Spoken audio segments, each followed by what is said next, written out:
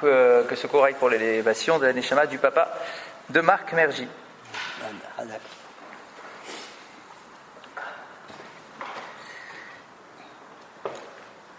Alors, messieurs, c'est l'heure, on y va.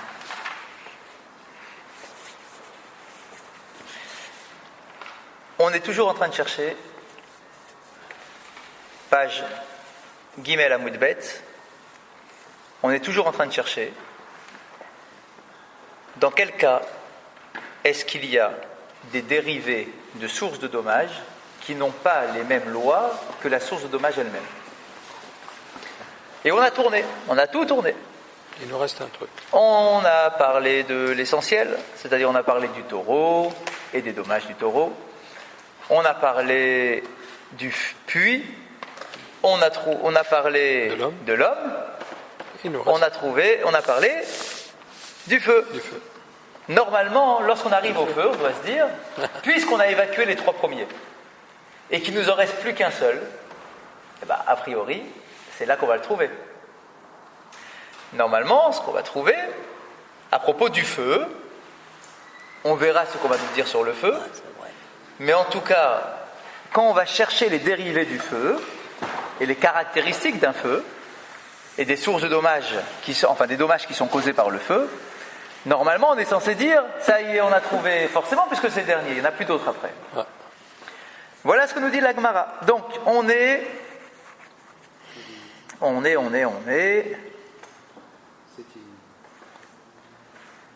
Mais. Wapa. Mais,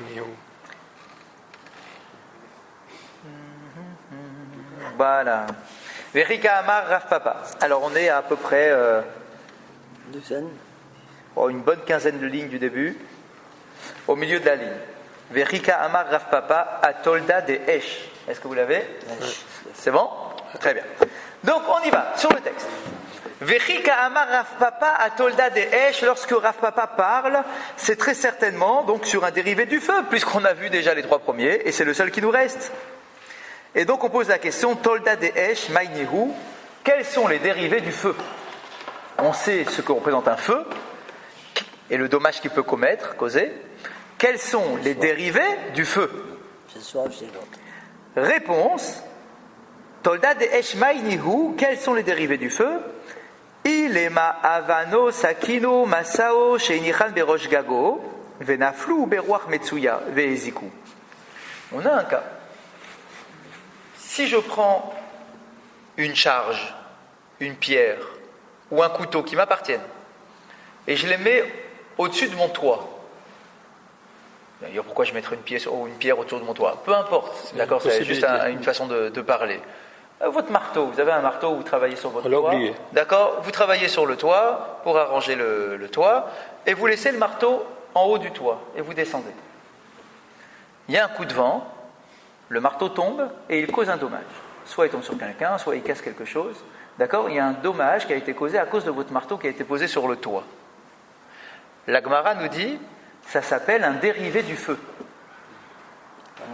Vous allez me dire quel rapport avec le feu? Alors effectivement, mais ça on l'a toujours dit depuis le début, que les dérivés ne sont pas forcément avec les mêmes éléments que le have lui-même. Ce sont les caractéristiques qui comptent. Quelle est la caractéristique du feu? La caractéristique du feu, c'est que c'est un élément que j'ai créé, qui m'appartient, puisqu'on parle d'un feu qui m'appartient, qui est chez moi, donc c'est moi qui ai allumé le feu. Au début, je l'ai contenu chez moi, à l'intérieur de mon jardin, mais il y a eu un coup de vent. C'est-à-dire qu'il y a une force externe au feu qui se mélange au dommage lui-même, à la source de dommage, et qui transporte la source de dommage vers un champ du voisin et qui va brûler le champ du voisin. C'est ça le feu. Ça. Donc les caractéristiques, c'est quoi? C'est un dommage qui est causé à cause d'une source autre qui vient se mélanger à la source de dommage. Là, ici, donc, c'est pas forcément une flamme, les dérivés du feu. Un dérivé du feu, si j'ai donc mis mon marteau ou peu importe quoi sur mon toit, et qu'un vent vient souffler, emporter le marteau et le faire tomber sur quelqu'un, c'est un dérivé du feu. D'accord, parce qu'il y a une force supérieure, différente, qui s'est mélangée à lui, externe, d'accord, qui est le vent. Le vent a emporté le marteau. De la même façon que le vent a emporté le feu. D'accord? On est bien? Pour l'instant? Oui, question, allez-y. Est-ce que la condition, la caractéristique doit être nécessairement le vent ou une force? Vous avez parlé d'une force. Une force extérieure. On peut imaginer d'autres forces qui. Ça peut être d'autres forces. Force extérieure. Le plus fréquent pour un feu, c'est effectivement le vent. Dans le marteau, ça peut être. Ah, alors attention. Encore faut-il, regardez le mot qui est utilisé, Ruach Metsuya, Ouais, c'est ça. un vent moyen. Ouais. Je ne suis pas responsable si une tempête a soufflé ce jour-là et qui a emporté mon marteau. Parce que je ne peux pas savoir qu'il va y avoir une tempête. Si la météo nous connaît. Ouais. Par contre, si c'est un vent moyen, je suis responsable parce que je suis un homme, je suis capable de réfléchir, je suis capable de prendre en considération que il y a un vent normal, parce qu'il y a un vent normal partout. D'accord? Donc si mon marteau s'envole à cause d'un vent normal, je suis responsable. S'il s'envole à cause d'un souffle de vent très fort qui n'était pas prévu par personne et que ce n'était pas les conditions météo, d'accord? C'est-à-dire que je ne pouvais même pas le pressentir, alors je ne suis pas responsable. Donc, ça peut être d'autres sources de force externe, encore faut-il que je puisse la prendre en considération. Pas un truc exceptionnel. Pas quelque chose d'exceptionnel. Quoi? Ah, on verra plus tard. Qu'en est-il si la force en question, c'est pas une force de la nature?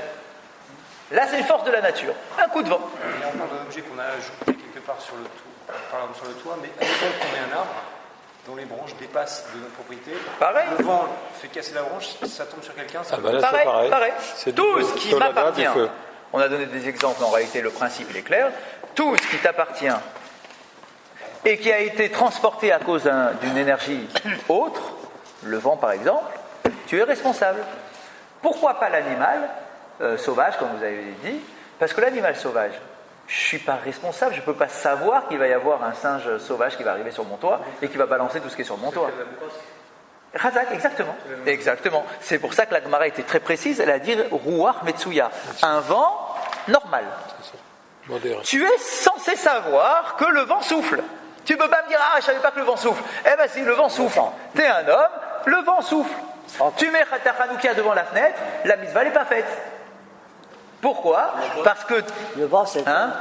tu mets ta Hanoukia devant la fenêtre ouverte, la mitzvah n'est pas réalisée. Non, parce que Pourquoi? Parce que c'est un endroit où il y a du vent qui souffle. il va l'éteindre. Je n'ai pas dit qu'il y a une tempête, mais il y a du vent.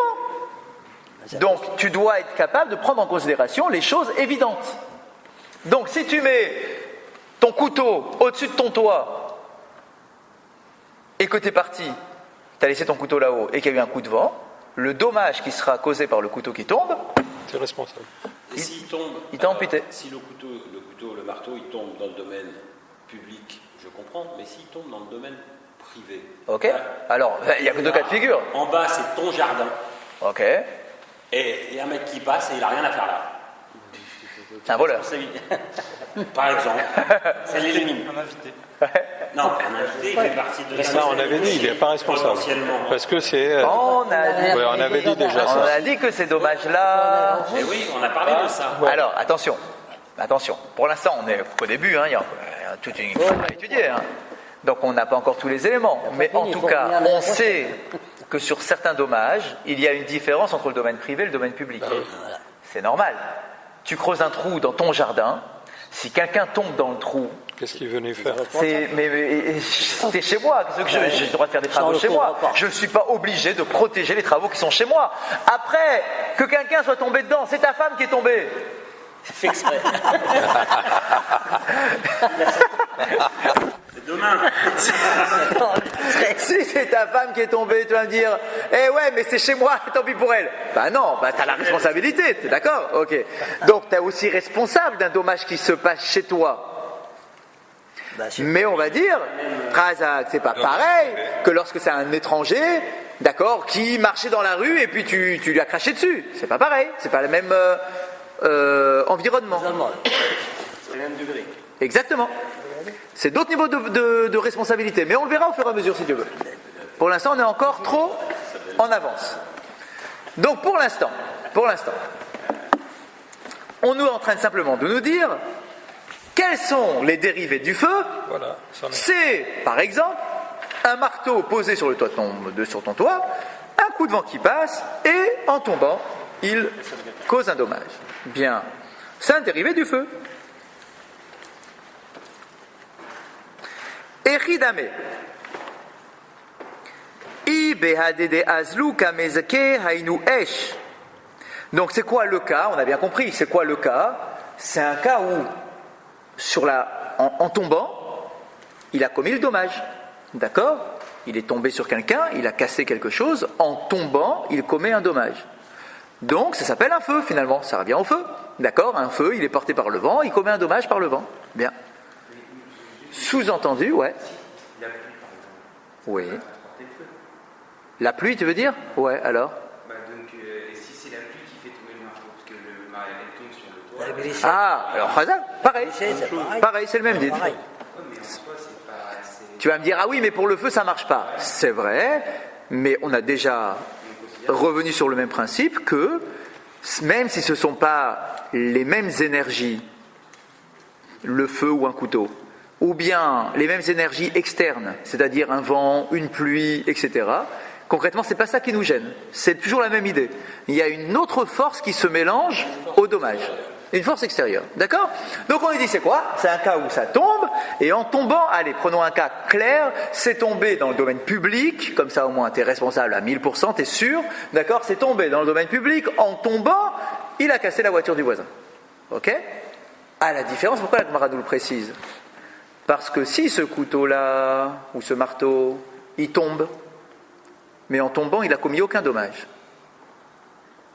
Et que après, quelqu'un marche dessus et il s'est tordu le pied, je serai responsable, non pas en tant que feu, mais je serai responsable en tant que trou.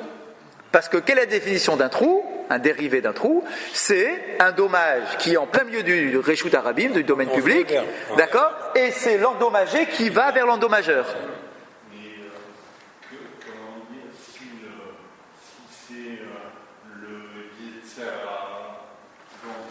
Ah, là, vous parlez de forces externes qui nous dépassent largement. D'accord? Celles-là, elles sont pas. En général, vous savez, la Gemara, elle est très terre à terre. D'accord? Elle ne va pas rentrer dans ce genre de considération. C'est pas du tout l'approche de la Gemara.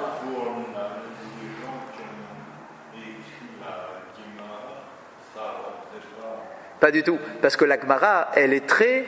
La Gemara, c'est de la loi, d'accord? Donc il nous faut des principes clairement définis, des choses qui existent, qui sont palpables, qui sont claires, d'accord? Donc on ne va pas nous parler de s'il y a un esprit, etc. Quoique des fois on en parle, d'accord? Mais en tout cas, c'est pas ici le sujet. Donc là, ici, Les deux problèmes. Ah, on verra aussi, on y arrivera. On a déjà vu dans le Tosfot de la semaine dernière. Chazak, dans le Tosfot de la semaine dernière. Exactement. Oui. Très bien. Tornade ou vent normal? Vent normal? Vent normal, alors? Ah, tornade? Il n'est pas responsable. On n'est pas rien. C'est la nature. Parce que celui qui a laissé son couteau sur le toit de sa maison, il a le droit de faire des travaux sur son toit. Il a le droit de faire des travaux. Personne n'interdit quelqu'un de faire des travaux sur son toit. Il n'est pas obligé de descendre à chaque fois son matériel. Il est juste obligé de protéger son matériel à raison gardée. C'est-à-dire, je ne suis pas obligé de le mettre sous clé à chaque fois. Mais si je considère, et on va voir avec le Beddin, que le marteau est suffisamment lourd pour tenir sur un vent moyen, et qu'il n'est pas censé s'envoler sur un simple vent, parce que c'est un truc qui est lourd, d'accord, et du coup il n'est pas censé s'envoler. S'il y a eu une tornade et que malgré tout il s'est envolé, et qu'il a cassé ta voiture en tombant, on va aller au Beddin. Le Beddin va dire, il n'est pas tour. D'accord, il est dispensé. Par contre, si le marteau était trop léger et qu'il ne pouvait même pas tenir sur un vent normal, là on va aller voir le propriétaire en disant, monsieur, tu dois payer. D'accord? Donc, le dérivé du feu, le voilà. Si donc il est déjà tombé, c'est un puits, c'est un trou, donc c'est un autre problème, un autre dommage. Donc là ici, il faut absolument qu'on ait cette idée-là, que le dommage est réalisé en tombant, pour que ça s'appelle un feu. Sinon ça ne s'appellera pas un feu. Bien. Et donc la Gemara nous dit maintenant,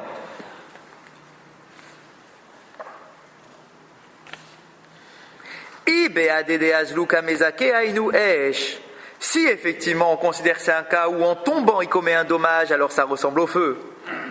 Maishna esh de koach acher meurav bahen ou mamoncha ou shmirato alecha anenami koach acher meurav bahen ou mamoncha ou shmiratecha alecha et la tolda de esh ke esh. Et là par contre on est très embêté parce que qu'est-ce qu'on est en train de dire? On est en train de dire, tu sais quoi finalement, le dérivé ou la source principale, bien que ça soit pas feu et feu, c'est un feu et un marteau, ok, mais concrètement une force externe s'est mélangée à lui. C'est ton bien et tu as le devoir de le protéger. Eh bien, le dérivé, c'est pareil. Une force externe s'est mélangée à lui, c'est ton bien et tu as le devoir de le protéger. Donc, le dérivé du feu a le même dîme que le feu.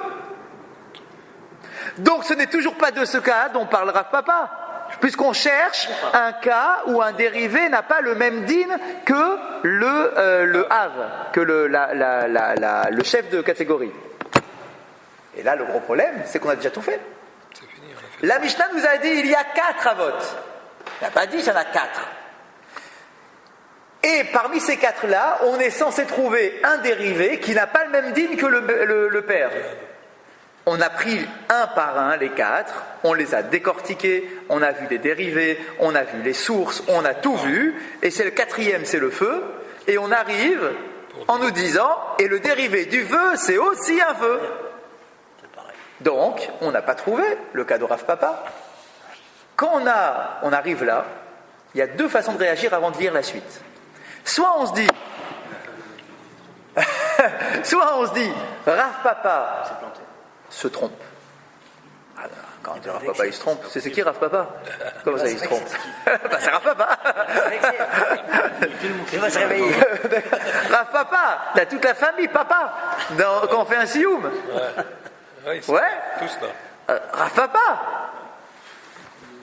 Quoi, tu peux imaginer que Rav Papa il se trompe quand il dit un truc comme ça en l'air? Il y a eu un cas où on tenait, la semaine dernière il y a eu un cas d'un dérivé qui était à la fois ça. Oui, oui. Et alors? À partir du moment où il y a à la fois ça et ça, il n'est pas purement en ligne avec le Havre. Alors, pour l'instant, on ne peut pas aller dans votre voie pour l'instant, parce que ce qu'on avait vu, c'était pas la Gemara qui le disait. Non, pas la Gemara. La Gemara, à aucun moment, nous a donné de dérivés doubles. Jamais. Tous les dérivés sont clairement des dérivés du Hav. C'est Tosfot qui, en passant, nous a dit ça ressemble à un mixte entre le taureau et le puits. C'est Tosfot. D'accord, donc pour l'instant, on ne peut pas réfléchir sur ça. Donc, 2 façons de réagir. Soit tu dis Rav Papa dit n'importe quoi, mais ça, c'est pas possible. Soit on n'a pas vu. Soit on s'est loupé quelque part. Il y a un calbis, il y a un 5. Soit il y a une surprise quelque part. On va sortir un lapin du chapeau. Ce que là paraît bien. Ou bien, autre possibilité, qui est aussi fréquente, c'est de se dire, peut-être que, non pas que Rav Papa dise n'importe quoi, peut-être que la parole rapportée de Rav Papa a été mal rapportée. Ça arrive souvent, ça, dans la Gemara. On le dit souvent. Ah non, mais c'est pas possible. Puisqu'il s'agit et qu'ils avèrent qu'on a étudié tous les cas et qu'il n'y en a pas un seul qui correspond à ce qu'il dit Rav Papa, très certainement que l'élève qui a rapporté l'enseignement de Rav Papa s'est trompé. Pas Rav Papa, mais l'élève qui a rapporté l'enseignement. Donc l'enseignement est à évacuer. Ça nous arrive, des fois, on fait le tri d'enseignements grâce à ça. Ça revient même, on n'a pas moyen de vérifier. Si? Comment on vérifie? Remplir le délai. Soit t'appelles, mais il répondra pas. Ah, alors, le seul moyen qu'on a de vérifier, il y en a, c'est quoi? C'est celui qu'on a fait. C'est de prendre tous les cas de figure possibles. Et si une fois que j'ai fait tourner tous les cas de figure possibles, je trouve rien, c'est que il y a un problème de transmission. On le met de côté. Et toutes les autres fois, on prend la parole transmise, on apprend pas Oui, tant que... On ne démontre pas le contraire. Exactement. Tant que ça ne me gêne pas, tant que j'ai pas un enseignement qui veut me dire l'inverse, ou tant que j'arrive pas logiquement à comprendre la parole. Ouais, effectivement. Alors du coup, devant ces différentes opinions, enfin façon de faire, comment la Gemara va réagir, elle. Regardez ça, tenez-vous bien. Vechika amar Rav Papa. Alors, mais Rav Papa, alors la Gemara, elle veut dire que l'enseignement il est bon, parce que c'est peut-être lui qui l'a dit directement. Alors, sur quoi il parle, Rav Papa? Atolda des Regel. Elle dit, ah, mais en fait, le cas de Rav Papa, c'est un dérivé de la pâte. C'est un dérivé de la pâte. Le pied. Ouais, un dérivé de la pâte. Dérivé de la pâte. Quoi, la pâte? Si, la pâte, c'est un have. Rappelez-vous sur le taureau a 3 haves. Le taureau a 3 haves. Il a la corne, les dents et la patte. Chacun avec des particularités différentes. La corne, c'est une volonté de commettre un dommage. Les dents, c'est un plaisir. Et les pattes, c'est non-conscience. D'accord? Un accident qui ne fait pas partie de ma volonté. Là, Gemara, elle dit... C'est le principal. Le dérivé... Hav, c'est le père. Donc le chef de catégorie. Là, il nous dit, tu sais quoi, le cas de Rav Papa, c'est sur les pattes. On dit, mais les pattes, Regel, Haokim, Natolda des Regel, Regel, mais qu'est-ce que tu me racontes? On a déjà étudié ensemble que les dérivés de la pâte, c'est la pâte. Rappelez-vous, c'était la page d'avant, c'était pas très loin. D'accord? La page d'avant, on a déjà étudié que le dérivé de la pâte, c'est la pâte. Qu'est-ce que tu me racontes maintenant que c'est sur ça qu'il parle? Il dit, un truc un peu spécial sur la pâte. Bechatsi nezek serurot. De ilcheta gmirala. Quelque chose qu'on ne pouvait pas deviner.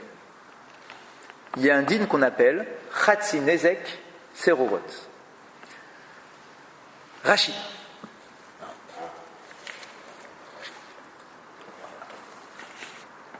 C'est juste en face. Ah bah juste en face, pile en face.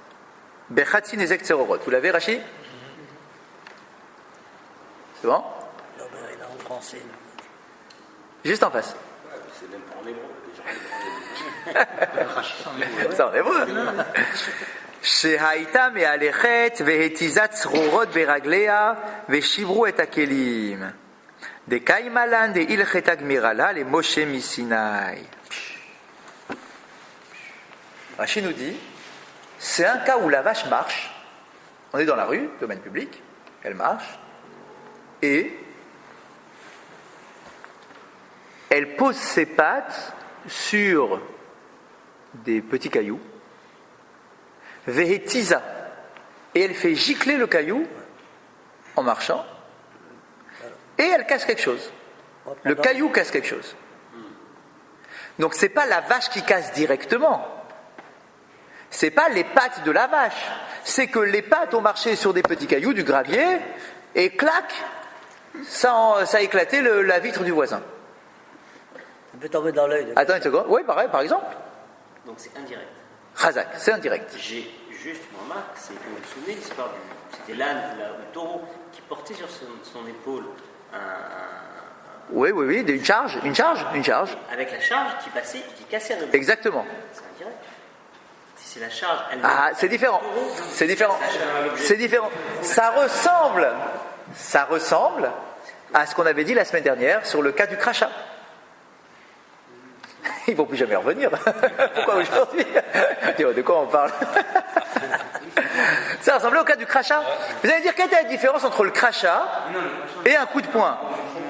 Oui, on avait dit, il y a quand même une différence. Le coup de poing, il est rattaché au corps. Le crachat, il y a un moment où il était dans le corps, et un moment où il est sorti du corps. D'accord? Il est détaché du corps. Pareil, j'ai une vache. J'ai mis une charge sur son dos. Cette charge-là, ça s'appelle la vache. Elle fait partie. D'accord? Parce que ça fait partie maintenant de l'envergure de la vache. Donc, quand la vache va casser quelque chose avec la charge qui est sur son dos, c'est la vache. Ou plutôt un dérivé de la vache. Ok? Un dérivé du régel. Là, ici, on a un cas un peu différent. C'est que la vache marche, mais c'est pas elle directement qui fait tomber le vase, c'est qu'elle appuie sur des gravillons, d'accord, qui vont gicler et qui vont casser quelque chose à côté. C'est totalement imprévisible. Mais on t'a quand même cassé quelque chose. Donc tu vas aller voir le propriétaire de la vache et dire, ta vache elle m'a cassé quelque chose. On va dire, ah ouais, mais comment tu veux que je devine Que le caillou qui est en dessous les pattes de ma vache? Que je sois responsable de ma vache, je veux bien. Que je sois responsable si elle a été encornée, si elle t'a cassé quelque chose en marchant, si avec son poids ou sa cloche, elle t'a fait tomber un truc, ok, je veux bien. Mais de là à m'accuser, ou plutôt à me rendre responsable de payer le dommage pour les cailloux qui ont giclé sous sa patte, j'y peux rien. Dans le cas où elle était énervée. Ah, attention, si c'est un cas où elle est énervée, qu'elle piétine comme ça le sol, qu'elle piétine, et qu'elle fait gicler du truc, ça s'appelle la corne. Parce que tout ce qui est volontaire, c'est la corne. C'est un havre, quand même. Non, dérivé de la corne. Ça serait le dérivé. Quoi? Si elle n'est pas consciente.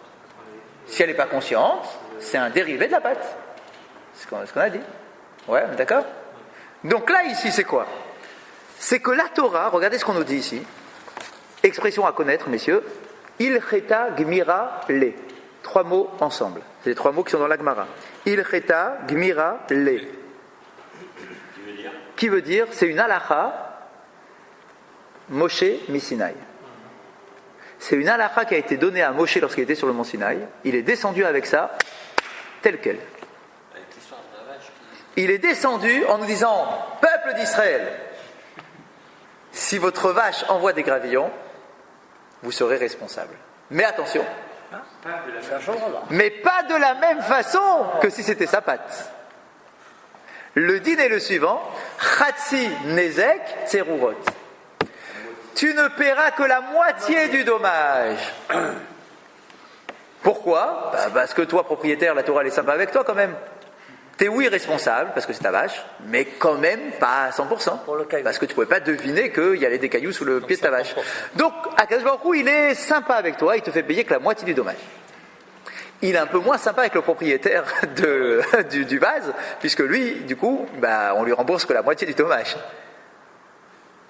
Donc la Gemara vous explique que c'est une halakha qui est venue de Moshe, au mont Sinaï, et depuis 4 semaines. Ouais, au moins. On essaye de décliner, la Gemara, pardon, et nous inclus, on essaie de décliner pour essayer de savoir lequel a le même din que l'autre.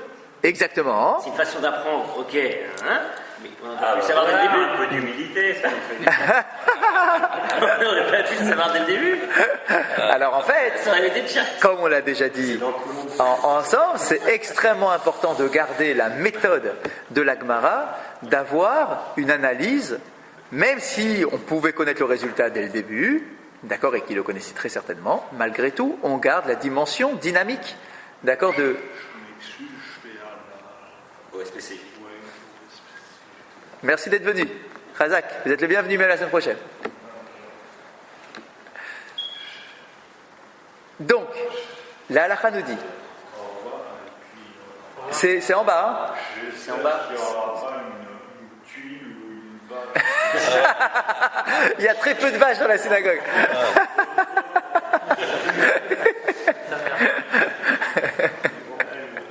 Donc, la Gemara nous dit donc, le dommage c'est lequel? C'est la pâte. D'accord, c'est un dérivé de la pâte. Mais le din est différent du have de la pâte. Parce que normalement, pour la pâte, je dois payer le Nezek Shalem, je dois payer 100% du dommage. Et là, c'est la pâte, c'est un dérivé de la pâte, mais je ne paye que la moitié du dommage. Donc, j'ai trouvé le cas où Rav Papa nous dit il existe des dérivés qui n'ont pas le même din que le Hav. En réalité, il en existe un, c'est celui-là. Donc en fait, la Question. Torah donne une clémence. Oui. Comment ça se fait qu'il n'y ait pas ça se repart? C'est quoi la différence entre le gravillon que la vache envoie sans faire exprès et le couteau qui part avec une tornade? Si, c'est le fait d'être prévisible ou pas. Est-ce que tu peux prévoir la chose ou pas? Que ton couteau s'envole sur un vent normal, hein? Non, je parle justement de Ah, une tornade qui peut partir le couteau.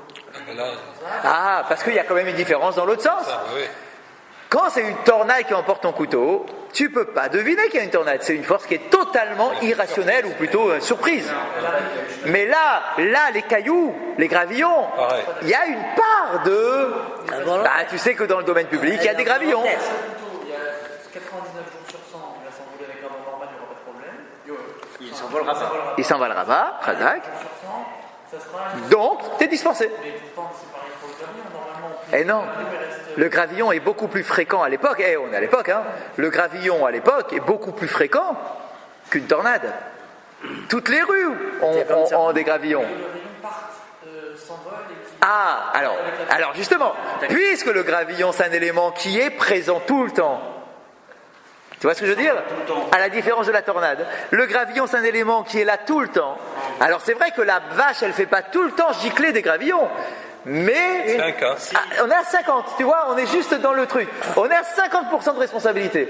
La tornade c'est 0%, c'est vraiment, tu pouvais pas le concevoir. Mais le gravillon, tu peux quand même imaginer que... Elle fait tout le temps partir des gravillons. Et la probabilité qu'elle le fasse partir et que ça casse quelque chose est étroite.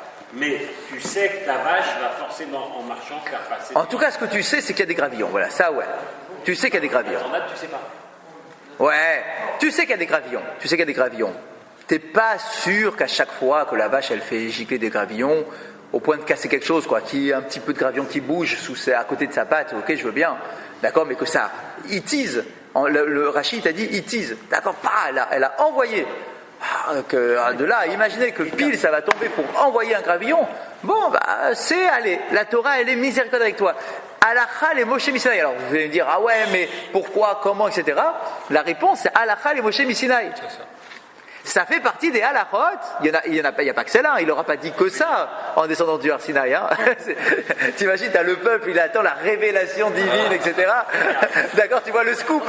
Messieurs peuple d'Israël, voilà le haut niveau de spiritualité de la Torah.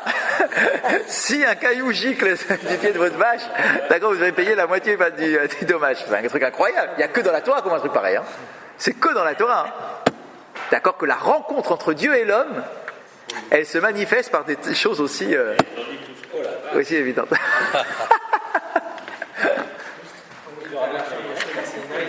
voit qu'elle a été dite en ces termes, c'est-à-dire aussi précise avec les gravillons, etc. Exactement. Mais du coup, est-ce qu'on ne peut pas, nous, extrapoler Bien sûr. Et dire, parce que ce gravillon, est-ce qu'on doit le prendre à titre d'exemple ou c'est un cas précis? C'est-à-dire, par exemple, la vache marche dans une flaque.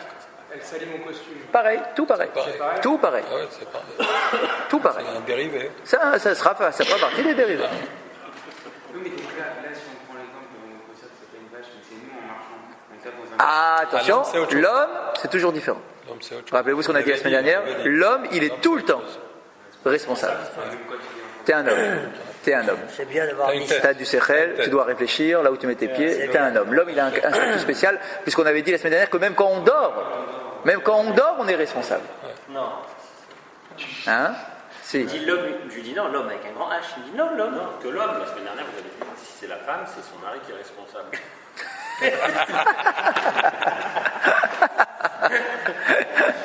Ok. Donc. Ouais.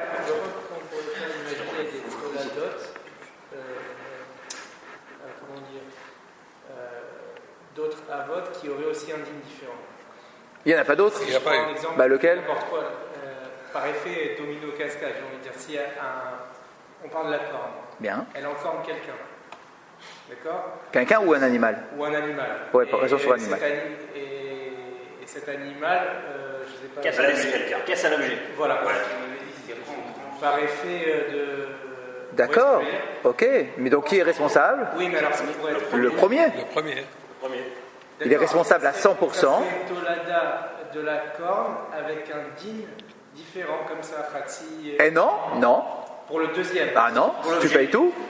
Pourquoi tu paierais que le moitié? La première victime en tant que telle du havre de la corne, c'est, je dis n'importe quoi. C'est l'animal. Un autre animal. Ok. Cet autre animal. Il est tombé sur un autre truc. Ok, donc moi, propriétaire de la vache coupable, je paierai 100% de tout. De tout. 100%. C'est normal. C'est ma vache qui a encore né la première et qui a fait tomber la deuxième. Ouais.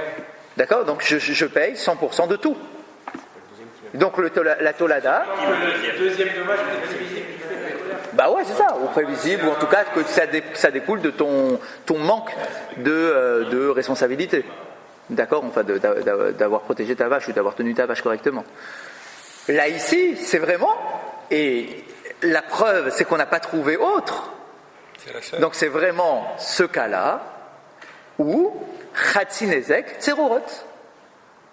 Tu as un dérivé qui n'a pas le même din que le Hav. Et ce dérivé-là, c'est un dérivé donc de la pâte. C'est de ce cas-là dont Rav Papa parle. On travaille la biographie de Rav Papa. Alors, c'est pas fini. Il avait raison. Donc, oui, bien évidemment, il parlait pas dans le vent, Rav Papa, il savait ce qu'il disait. Mais il pensait à ça. Mais il nous l'avait pas dit. C'est nous qui l'avons retrouvé. Alors, c'est pas fini. Ve'amai kerile tolda de regel. Leshalem min ha'aliyah. La Gemara pose une question. Elle dit, mais attends. Ah pardon, j'ai loupé quelque chose.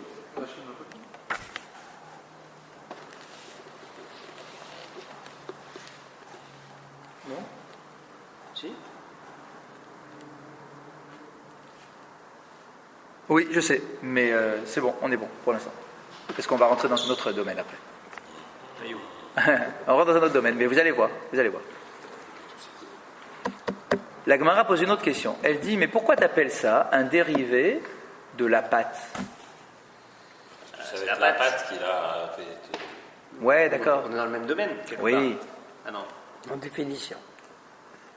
Tu connais le din, puisque c'est dans la Chal et Moshe Misinaï. D'accord? Le din, c'est quoi? C'est qu'on paye Chatzinezek. Tu payes la moitié du dommage. Tu pourrais ranger les dommages selon leur din. D'accord? Selon ce que tu dois payer. Or, payer la moitié du dommage, ça fait partie d'un autre Hav qui existe déjà. Pourquoi tu es en train de me créer une catégorie, une sous-catégorie de Régel qui a un din différent de Régel? Fais-moi un truc plus simple. Fais-moi rentrer l'histoire des cailloux, d'accord, des gravillons. Fais-le-moi rentrer dans un Hav qui a déjà le même din. La corne. Ah, la corne, les trois premières Les fois. 3 premiers coups de la corne. Les 3 premiers coups de la corne, d'accord, c'est Chatzinezek. Je paye que la moitié du dommage. Donc au lieu de m'appeler ça la pâte, mais attention, c'est une pâte qui n'a pas le même din que le truc. Mets-le-moi dans la corne, et ça a le même din que la corne. Alors tu vas me dire, ouais, mais la corne, quand c'est volontaire. Ok, mais la pâte aussi, il y a un truc qui colle pas. Tu es en train de dire, ah non, il faut que ça colle à 100%. Oui, mais la pâte, ça colle pas à 100% de toute façon. Mais dans la corne, il y a une notion d'acte répétitif. Il n'y a pas là. D'accord? Donc compare-le-moi à une corne, tam. Ok? Les 3 premières fois où la corne en corne, je paye la moitié du dommage. Donc je pourrais très bien me dire, d'accord, en tout cas on aurait pu imaginer dire, que c'est un truc qui ressemble, parce que c'est le même din, que je vais te le mettre dans la catégorie corne. Justement, c'est faux comment ça non. On peut pas dire que c'est pas parce que c'est le même din que les caractéristiques. C'est pas faux, mais c'est pas... identique. La motivation. Je suis d'accord? Ok. Mais dans l'autre sens, quand tu le mets dans Régel, c'est les mêmes caractéristiques, mais ça n'a pas le même din. Donc qu'est-ce qui compte dans la façon de ranger les dommages? C'est selon le din ou selon les caractéristiques? Ah, mais si on avait fait que selon le din. Mais jusqu'à aujourd'hui, ça marchait bien. Non, aujourd'hui, on avait on l'a pas besoin fait selon les caractéristiques. T'as raison, mais il s'avère que les caractéristiques et le din, c'était pareil. À aucun moment on a vu que le din était différent que les caractéristiques. Donc ça collait aussi. Ça collait aussi. Donc selon quoi on range? On ne classe pas un prisonnier en fonction du nombre d'années de prison qu'il fait, en fonction de la gravité, si c'est plus ou moins ou pas, vous voyez ce que je veux dire? Donc, si le din il est lié à la gravité, à la responsabilité, d'accord? Parce que là on dit au gars... Si le din... Oui, mais c'est-à-dire que vous êtes d'accord? Vous classez par Mais oui, exactement, peut-être qu'on pourrait classer par la fin. Je vais voir je vais te dire, tu sais quoi, tu payes la moitié du dommage. Ouais, je paye la moitié du dommage. On va dire moitié du dommage. Je suis responsable ou je suis pas responsable? Tu es responsable à moitié. D'accord? Parce que je paye la moitié du dommage. Tu es responsable à moitié. Je vais dire, ah, mais responsable à moitié, c'est comme le gars de la corne. C'est comme un dérivé de la corne. Donc c'est pareil. Mets-moi dans la même cellule que la responsabilité moyenne. J'ai une responsabilité, une demi-responsabilité. Mets-moi avec mon ami corne qui a aussi une responsabilité de moitié. C'est pas possible parce que la corne, on paye la moitié la première fois. Oui. La deuxième fois. Oui. La moitié la troisième fois. Oui. La vache, elle est avertie, le propriétaire il doit faire attention. Très bien. L'animal, c'est la quatrième fois. Je paye la deuxième fois. Ok. L'animal, il marche sur un gravier, ça casse quelque chose. Bien. Une fois, 2 fois, 10 fois, il paiera toujours la moitié. C'est vrai. Il n'y aura pas de. C'est vrai. Il n'y aura pas de vrai. déplafonnement. C'est vrai. C'est vrai. Mais à combien de fois elle va casser avec les... C'est rare quand même cette histoire de gravier. C'est quand même rare ce truc.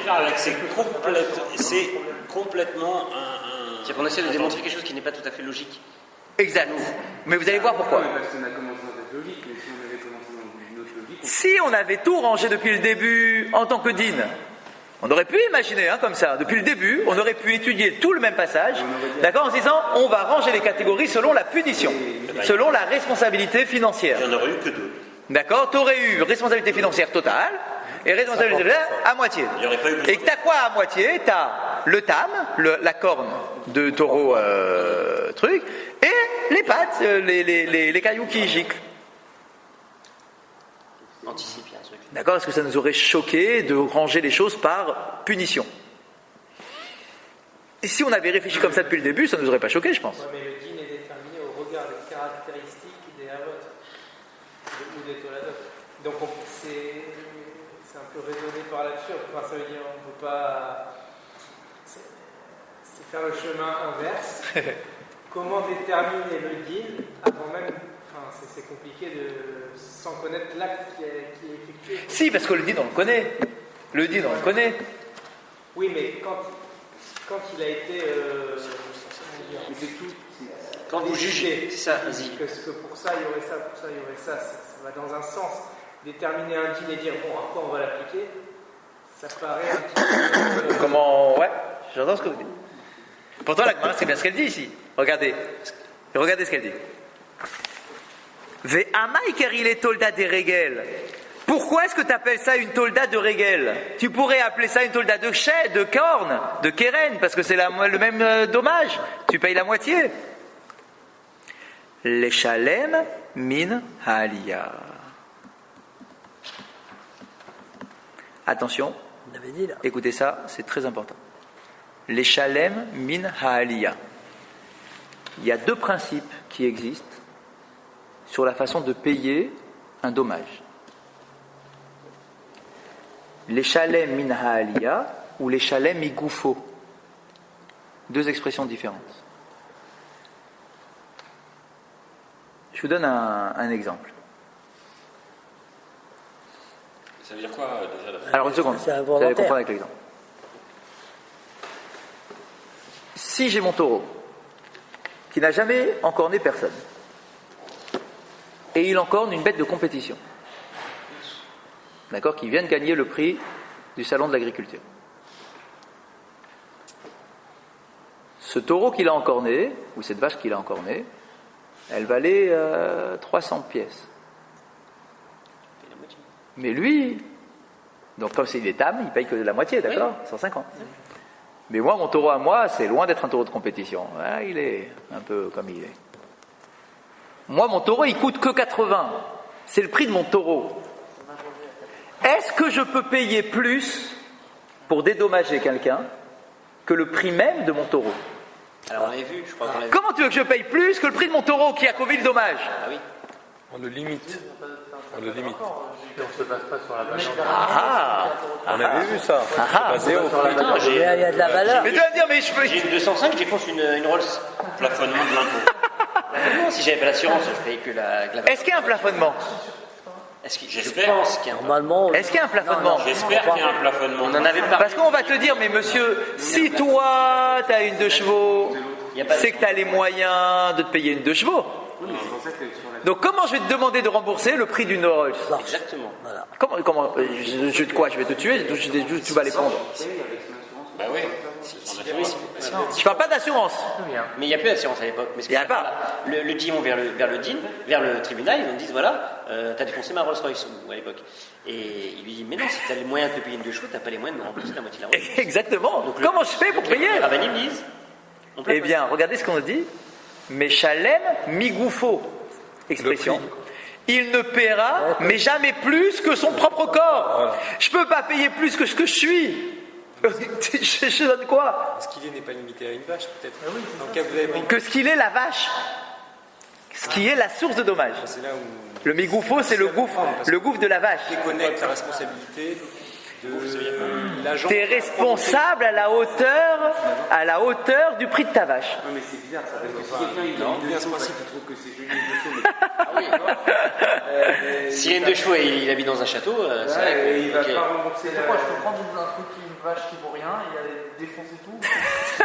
Et ouais. Attention, on ne parle jamais de cas volontaires, hein, d'accord, sur que des accidents. Il a provoqué l'accident.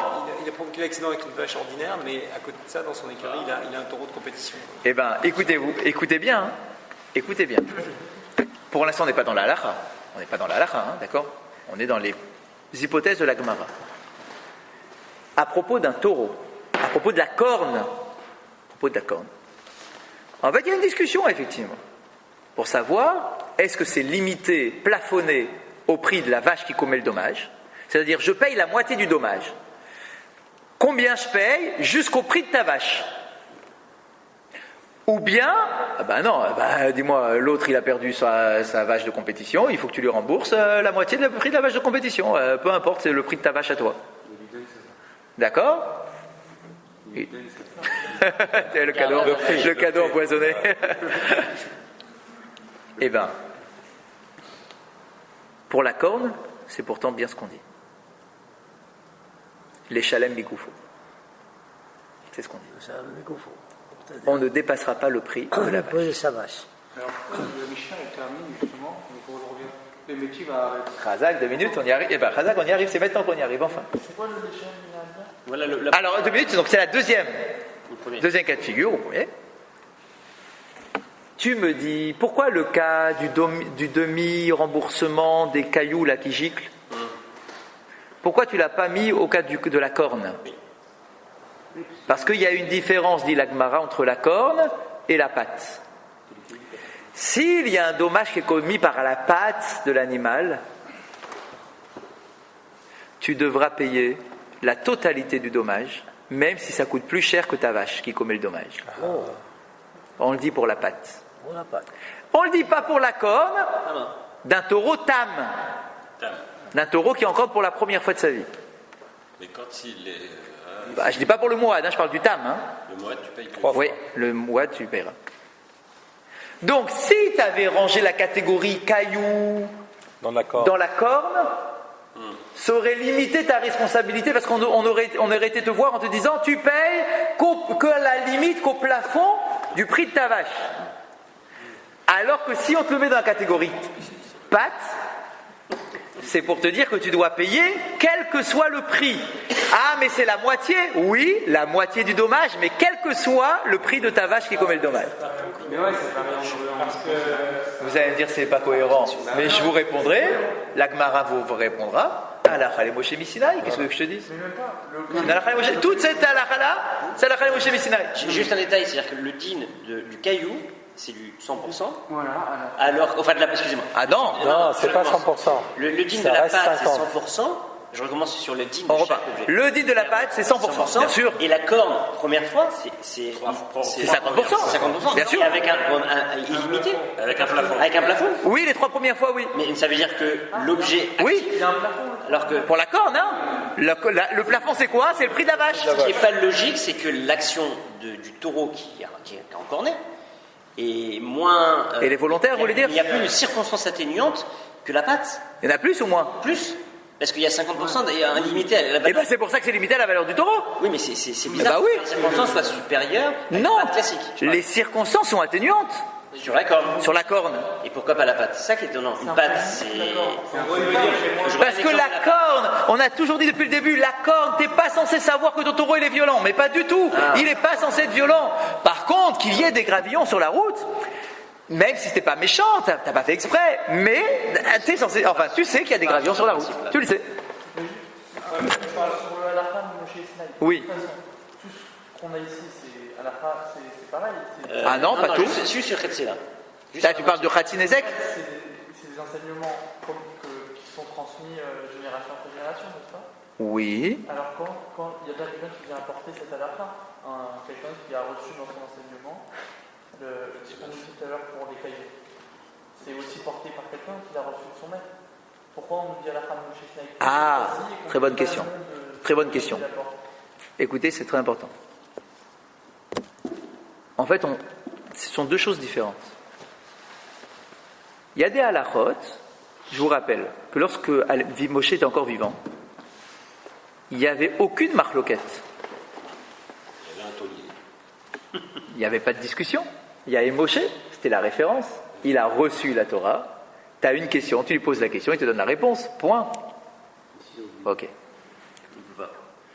À sa mort, à cause du deuil, etc., il y a eu une perte. Déjà, le jour de sa mort, après son deuil, il y a eu 3000 halachot qui ont été perdus. Parce que pendant la mort de Moshe, il y a une période où on n'a pas étudié. D'accord? Donc, manque d'études, on a perdu le fil. Eh bien, il y a 3000 halachot qu'on a perdus d'un coup. Ils les avaient transmises ou on les a perdues? Bien sûr qu'ils les avaient transmises. Mais on les a perdues. C'était voulu ou c'était. Non. Enfin, oui, bien évidemment que c'était voulu. Pourquoi? Parce que tant que Moshe était vivant, c'était la lumière elle-même qui était là. Donc les choses étaient évidentes. Mais l'histoire juive ne devait pas se passer comme ça. L'histoire, le monde de l'étude ne devait pas en rester là. Donc à la mort de Moshe, on était maintenant dans une autre dimension, la dimension de l'étude. Chose qui n'existait pas avec Moshe. Moshe, c'était directement la lumière. Je te donne tout de suite. Pas besoin de te casser la tête, tu as la réponse. Elle est là. Après la mort de Moshe, il fallait une nouvelle dimension, c'est celle de l'étude. Celle que le Chachamim appelle le pile-poule. Ça veut dire quoi? Ça veut dire qu'on a oublié. Comment on va faire maintenant pour retrouver les halachot? Il va falloir s'asseoir, et puis discuter, et puis donner chacun son avis, chacun son opinion, et faire émerger des nouvelles opinions. Mais nécessairement avec des divergences. Nécessairement. C'est là que naissent les marloquettes. C'est là que naissent les différentes opinions sur un même sujet. Tant que Moshe était vivant, ça n'existait pas. À sa mort, ça a apparu. Ce qu'on appelle halakha les Moshe Misinaï, c'est quoi? Ce sont des halachot où, depuis le début, on sait que c'est Moshe qui nous l'a donné et on ne l'a pas perdu. Ce sont des choses qu'on n'a pas perdues. De quoi? Trazak, tout le monde est d'accord. Quand on dit halakha les Moshe Misinaï, c'est admis par tous les maîtres que ça a été donné directement de la bouche de Moshe. Il n'y a pas de quoi discuter. Ne commence pas à me dire et pourquoi et comment. Moshe a reçu directement cette halakha-là. Et on l'a transmise de génération en génération. On ne l'a pas perdue, celle-là. Les autres, ce sont des halakhot qui ont été perdus, puis retrouvés par l'étude, la discussion, etc. Donc avec des marloquettes. Donc les autres sujets, on peut les remettre en cause. Mais une halakha les Moshe Misinaï, elle est acceptée. Donc, on se retrouve devant quoi maintenant? On a une Tolada qui n'a donc pas le même din que le Hav, qu'on ne pouvait pas ranger dans la catégorie corne, d'accord, parce que si c'était la corne, alors ça serait plafonné au prix de la vache qui commet le dommage. Donc on laisse dans la catégorie pâte, parce que dans la catégorie pâte, on sait que les dommages qu'on doit payer, c'est quel que soit le montant de ma vache. C'est ce qu'on appelle les shalem min ha'aliyah. Tu paieras avec les plus belles choses qui t'appartiennent. C'est-à-dire que si ta vache elle est à moitié truc, tu paieras avec quelque chose qui coûte plus cher que ta vache. C'est pas un problème. Mais pour la corne, on dit non, mais shalem igoufo. Tu peux payer tant que ça fait partie de son corps, le corps de la vache qui commet le dommage. Oui, mais indépendamment de ce qu'on vient de voir, on aurait pu penser aussi que, au même titre que pour la corne, il faut 3 tentatives avant de payer intégralement, on aurait pu penser aussi que pour le gravillon, c'est aussi au bout de la 3e fois, etc. Et donc, par voie de conséquence, on les scinde. Khazak, mais là ici. Il n'y avait pas besoin de ça. Ouais, je comprends ce que vous dites. Mais là, on n'a pas à dire ce genre de choses-là, parce que c'est la Moshe Misinaï. Elle est comme ça, ça veut dire qu'il n'y a pas de changement entre la 4e et la 3e fois. S'il n'y avait pas eu cette halakha Moshe Misinaï, on aurait pu s'orienter vers là. Bien évidemment, on aurait réfléchi complètement différemment. Attends, s'il n'y avait pas la halakha Moshe Misinaï, j'aurais dit quoi moi sur un gravillon qui sort de la pâte? Qu'est-ce que j'aurais dit? J'aurais dit c'est la pâte. J'aurais dit c'est le dérivé de la pâte. J'aurais dit c'est un dérivé de la pâte, tu payes le dommage complet. A priori, c'est ce qu'on se serait dit. D'accord, ça sort de la pâte, ou bien ça m'accloche, c'est à peu près pareil. D'accord, donc j'aurais dit, je paye le dommage complet. Là, ici, on a dit non, tu payes qu'un demi-dommage. Et la notion de Méchal, Goufo ou Minalia, j'ai l'impression qu'on analyse que pour la corne et pour la pâte, et le reste, qu'est-ce qu'il en est? ça viendra. Ça viendra. Mais là, déjà, on va un petit peu l'analyser encore un petit peu. Il nous reste encore 5 minutes. Regardez ce qu'on nous dit. Alors, on nous dit Khatinezek Tserorot Megoufo Meshalem. Pardon, je t'ai dit. Donc, Ve'amaikeri les tolda des régels, pourquoi est-ce qu'on appelle ça un dérivé de la pâte? Les Shalem Ina Aliyah. C'est pour te dire que justement, il faut payer jusqu'au prix de la moitié du dommage, quel que soit le prix de ta vache. Chose qu'on n'aurait pas pu dire dans la corde. Donc, c'est pour ça qu'on l'a mis dans la pâte. La Gemara dit Veha, mais Ba'aya, Ba'aya Rava. Devae Rava, Khatinezek Serurot, Migoufo Meshalem ou Mina Aliyah Meshalem. Ah, on dit, oh, attends. Qu'est-ce qui fait partie de la halakha les Moshe Misinaï? C'est tout le din, c'est le cas et le din qui va avec, ou pas? J'explique. Quand on dit que les gravillons, il faut payer la moitié du dommage, c'est ça qui est halakha les Moshe, c'est ça halakha les Moshe Misinaï? C'est ça ou pas?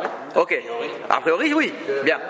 Mais le fait de dire que tu ne paieras que jusqu'à la valeur de la vache, ou bien tu paieras quel que soit le prix. Ça fait partie de la halakha Moshe Misinaï ou pas? J'espère. Eh ben non. Eh ben non, dit la Gemara.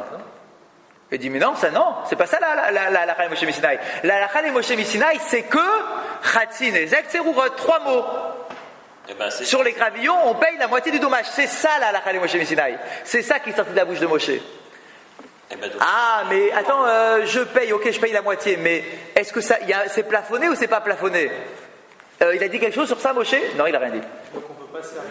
Et attends, mieux que ça, Rava, lui, se pose la question pour savoir si, dans le cas de Khatinezek Serurot, est-ce que je dois payer quel que soit le prix de ma vache, ou bien je paierai que jusqu'au plafond du prix de ma vache? Rava se pose la question. Ce din-là, il n'est pas la halakha Moshe Misinaï. Alors oui, c'est ça. Ah, donc c'est ce que demande la Gemara. Dis-moi, mais dis-moi, qui l'a rajouté ce truc-là? Parce que si tu me dis que, d'après Rava, Rava, il se pose la question, il ne sait pas Rava.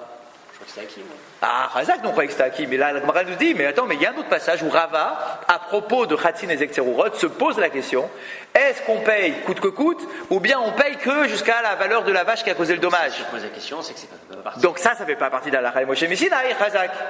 Donc qu'est-ce qui fait partie de la halakha Moshe Misinaï? C'est Khatinezek Tserurot. C'est tout.